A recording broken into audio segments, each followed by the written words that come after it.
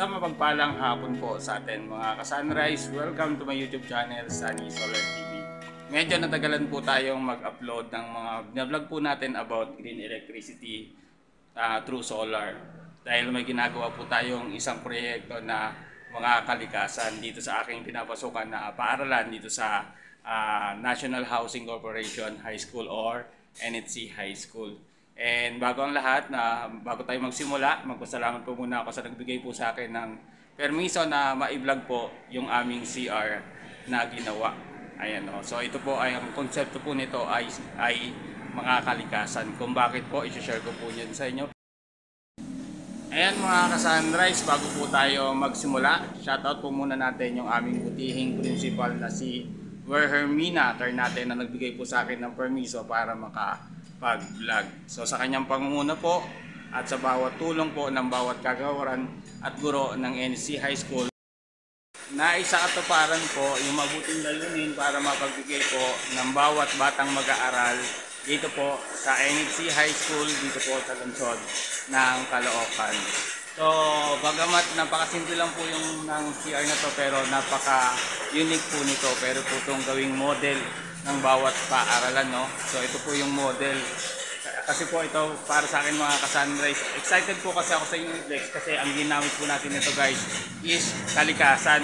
Para makatulong po tayo sa ating inang kalikasan dahil susunod po natin sa global warming. Ayan po, so magsisimula na po ako, i-flex ko na po sa inyo. Excited po ako na i-flex po sa inyo yung mga kalikasang palikuran dito po sa NHC High School. Ayan, dito sa mga kalikasang palikuran mga ka-Sunrise, ang konsepto po nga po nito is mga kalikasan, kaya power po ito ng solar. So dito po sa mga kalikasang palikuran natin is meron rin tayong lababo. Ayan, merong hand washing area at drinking area. Ayan, so yung tubig na to guys, pag kumuha po yung mga estudyante, tulad po nito is safe pong inumin kasi ito po ay naka-filter. Ayan, so ito po yung kanyang filter. Ayan, meron din po tayong UV. Tapos, yung ilaw po natin guys, ang nagpapower po nito is yung solar. So puntahan po muna natin yung ating solar setup. Ayan. Ayan. So ang pinapagana po ng solar is yung CR at yung stage, yung guardhouse at yung hallway namin sa labas. So, tignan po muna natin, no. Ayan. So, nandito na po tayo sa stage. Ayan. Tapos, buksan po natin yung ilaw. Ayan. So, buksan po natin yung switch. Ayan. So, yung nagpapagana po dyan mga ka-Sunrise is nagmumula po sa liwanag or sikat ng araw gamit po yung ating solar technology. Ayan, makabago pong teknolohiya na kung saan is makakatulong po sa ating inang kalikasan. So ang gagawin ko mga ka-Sunrise, so ang design po nito is hybrid, so hindi ko na po yan i-discuss. Ipapakita ko na lang po sa inyo na 100% na legit yung ginagamit nating electricity through solar.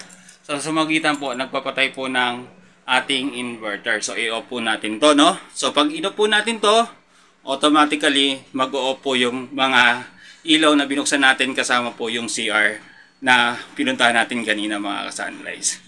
So off po natin siya. As you can see, nag-off po yung ating mga ilaw. Ayan, pati dito po sa stage. Tapos punta po tayo dun sa mga kalikasang palikuran. Ayan, so wag na po nating putulin yung video para makita nyo po na 100% na legit yung ating binablog, no? Na ito po ay isang power ng solar. Ayan. Ayan, so dito po tayo kung kaninang may ilaw. Ayan, ito po yung switch, naka-on po. So off-on po natin. Ayan, ayaw pong gumana. Ayan, so yan po yung 100% free electricity. Ayan. Tapos puntahan po natin dito sa guardhouse. Ayan. Ayan. Ayan. Saksak po natin yung electric fan. Ayan. Ayan. Ayaw pong gumana. Switch po natin yung ilaw. Ayan, ayaw pong gumana kasi patay po yung ating inverter. Ayan, so balik po tayo sa solar. I-on po natin yung solar. So, cut ko na po tong video na to, tapos magsimula na po tayo pag nandun na po ako uli. Dito na po ulit tayo sa ating solar setup. So, ang tawag po dito sa solar na to mga Cassandra is off-grid. So, off po muna natin yung ating circuit breaker. So, ganyan po lagi. Pagka magbubukas po kayo ng inverter, i-off nyo po muna yung load po ninyo. Ayan. So, tips and idea po yan mga Cassandra. Ayan. Tapos, hintayin po natin mag-stabilize. Ayan. Tapos, i-on po natin. Ayan. Ayan. So, gumana na po yung ating mga ilaw. Tapos, balik po ulit tayo sa CR.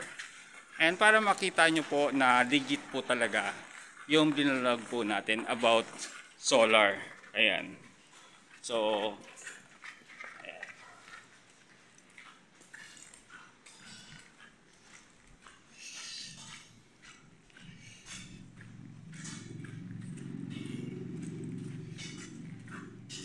Ayan, may ilaw na po uli sa CR. Tapos punta po tayo sa guardhouse.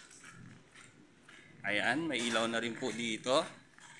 Tapos, isaksak po natin yung, i-on na lang po natin, nakasaksak na po yung electric fan, i-on na po natin. Ayan, tapos isaksak rin po natin yung ilaw sa labas. Ayan, sa hallway.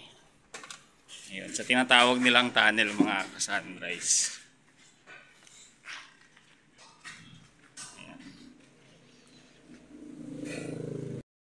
Mga Cassandra, isa po sa mga factor kung bakit siya makakaligasan dahil sa sikat or liwanag ng araw, yung libre po yung kuryente nito, no? Pero investment nga po, hindi libre. So kahit paano makakatipid na ng kuryente yung school kasi may partial na po na solar, power na ng solar yung bawat facility tulad nga po nitong mga kalikasang CR, guardhouse at hallway po at yung stage. So ngayon naman guys, i-flex ko naman po sa inyo yung tubig na pinagkukuhanan po ng ating mga kalikasang palikuran. Ayan mga Cassandra, alam nyo ba po dito sa NHC High School, meron po tayong rain catcher o sumasalo po ng tubig ulan para magamit po natin na panlinis sa CR. So ang capacity po ng ating dito po sa NHC High School, ang capacity po nito is 3,800 liters, equivalent po sa 3.8 cubic meter. So sa drum naman guys, nag-range po to ng 19 drums. So medyo as you can see mga Cassandra, umaambon. So umakyat po tayo dito sa taas para makita po natin ng actual. Ayan. So meron pong tumutulong na unti-unti, no?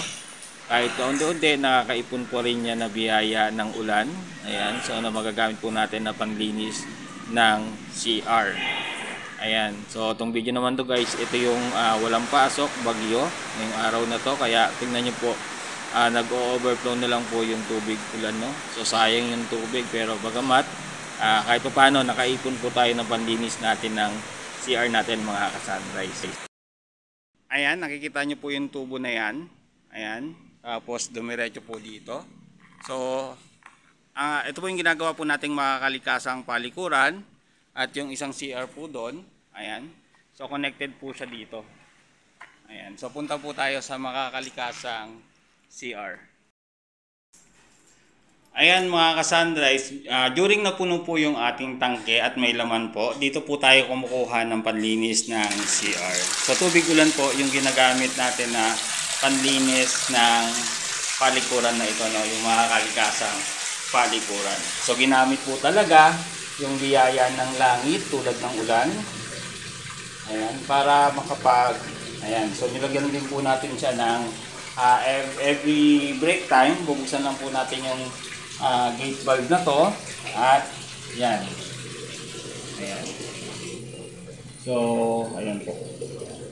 Ayan, may umaagos na po na tubig mula dun sa wall ng makakalikasang palikuran mga Cassandra. So kulitan lang po natin mga Cassandra, i-flex lang po natin para magaya po ng ibang school mga Cassandra. And share lang po natin yung new innovation. Ayan. So as you can see, ayan, nakaupo to, no? So pwede po tayong magpapasok ng Maynilad. Ayan. O yung nagsusupply ng tubig po sa atin. Tapos, hindi kaya ko lang po hindi connect. Lalagyan ko pa po kasi ng swing valve yan, oh. Ayan, oh. Pansinin nyo po. Ayan. So, magkakonnect pa po ako ng swing valve para, pag may laman po yung tangke at may supply yung nawasa, wala pong pupunta na tubig ulan po sa nawasa po natin para safe po yung mga batang iinom po sa drinking facilities. Hello, te. Habang nagugas po ang mga batang estudyante ng NHC High School, yung tubig na yan is papunta po sa urinal para walang masayang na tubig. Ayan mga ka-sunrise, isa sa mga konsepto kung bakit nga po makakalikasan yung ating palikuran is dahil sa matipid nitong pamamaraan. No? So ito po, meron po tayo ditong hand washing area. Ayan, so dito po maghuhugas yung mga bata. And during may naghuhugas po dito, ayan, at gagamit po ng sabon at yung drinking water, ayan, pag may natapon, halimbawa kumuha po sila ng tubig at meron natapon na konti dito sa lababo na to, ito po ay diretsong pupunta po sa ginawa po na urinal po. Ayan.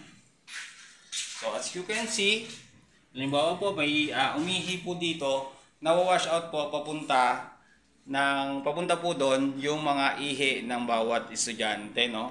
So hindi po siya basta papanghe. Kasi yung natapon na tubig mula sa lababo is nagagamit po natin na pangtaboy or pangdala po doon sa ating strainer para mapunta po doon sa ating septic tank. Yung ating septic tank naman guys is meron po yung clean out. Kaya dahil tubig lang naman po yan, hindi naman po basta-basta mapupuno yung Sunrise. Kung nagustuhan nyo itong video to, please like and share and subscribe nyo na rin po yung aking YouTube channel, Sunny Solar TV, and promote rin natin yung green electricity lalo na sa nagbabagong panahon dulot ng global warming at ng climate change.